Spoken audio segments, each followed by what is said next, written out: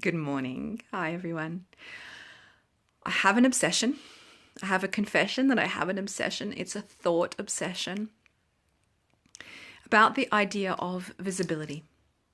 And I believe there are a couple of reasons for this issue arising and a couple of challenges that we are experiencing around it. So we live in a time of visibility where visibility is an issue for everybody because we live in such an online culture. But that visibility is one of performance. So we have a tendency to see people competing and jostling in the online space for people's attention. And it's done in a way where we are playing into trying to perform an identity, perform something that's going to get more of that attention, to fill something inside of us. But what I propose is that the issue around visibility is not so much about our visibility to others, although there is some connection in that online space, but our visibility within our own lives and those around us. So what does this actually mean? To me, it means that we are not visible to ourselves because we don't know who we are. In that desperate attention-seeking tendency that our culture has cultivated, we are forgetting that the way to actually see ourselves truly and to take up space within our own lives is to know who we are and is to know what we stand for. So when we have visibility inward, when we can see who we truly are, when we can know who we truly are, then standing up, speaking up, standing out, speaking out are not really an issue because it's coming from that authentic place of simply expressing who we are. There isn't an emptiness underneath it, because I believe what's happening is this sense of not feeling visible is contributing to our anxiety and our lack of sense of belonging and our lack of sense of connection. So as I believe for many things, it comes back to that essential initial connection into ourselves, that it's very difficult to form a genuine connection with another when that tether, that internal connection to self isn't there. And for many of us, raised in a culture which is focusing on the external, which is focusing on that connection to other first, we may never have really developed that.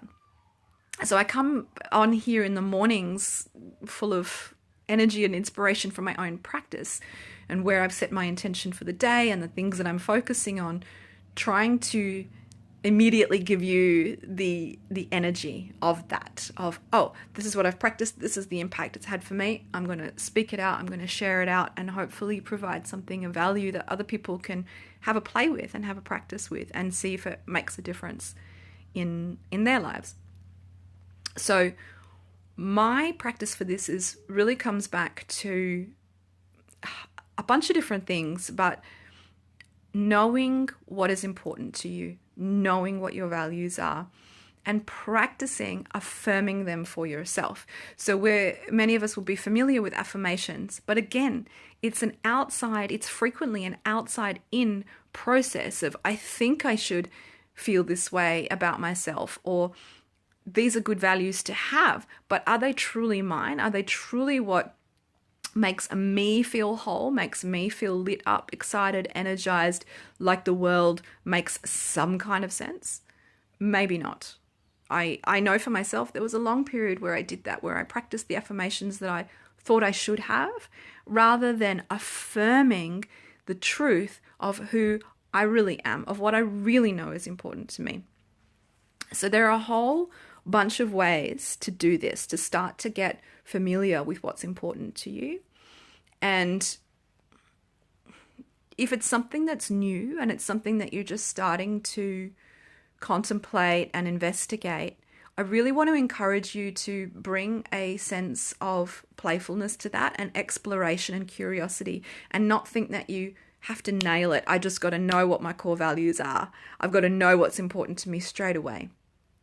What I have done and encourage my clients to do is to start to gather information, start to observe in your day-to-day life. And you can even run around with a little notebook and note it down. Like, when this particular thing happens, how do I feel? And look for the positive feelings, like, oh, I felt really good about that. Why? What was good about that? What did I think was important about that?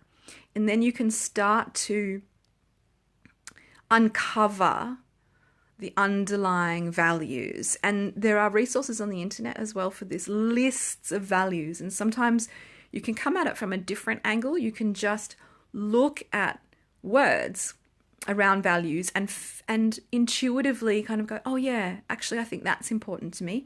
And then if you find after a few days or a few weeks, that's not quite right, I'm looking for something else. I'll give you an example. I do this daily. This is a daily practice. I check in with myself and I ask myself, what are my values? What do I want to demonstrate in my life to myself and to those around me? I do it online, but essentially what's really important is what's inside my connection to me and to the people who are really important, who are just around me. So I check, what are my values and how might I do something today that allows that value to be alive in my life. And for me, I had one that I was practicing, which was endurance, the capacity to just keep going, keep going, keep going. And I realized after a few weeks that it wasn't, got a bit of a dry throat. It wasn't endurance exactly that I wanted to experience and live. It wasn't the capacity to like, oh, just keep going no matter what, because that's what I do. It was conviction was the actual value. So I wanted the capacity to keep going because underlying that was this deep knowing that this is the truth for me. For example, so play around and pick a few, I recommend no more than 3 or 5 to play with and really bring that sense of playfulness to it, that this is an experiment, that this can be fun, that this is a process, like getting to know a person or starting to date somebody. It can be an adventure in uncovering who you truly are. And that's that can be a beautiful, savored, slow, mysterious kind of process. It doesn't have to be something that you pressure yourself into figuring out immediately. But my sense of it is that as you become more visible to yourself, you then become more visible in your life, because who you are becomes more defined and other people understand more easily who you are. Your boundaries are clearer around what you will and won't allow in your reality and in your life.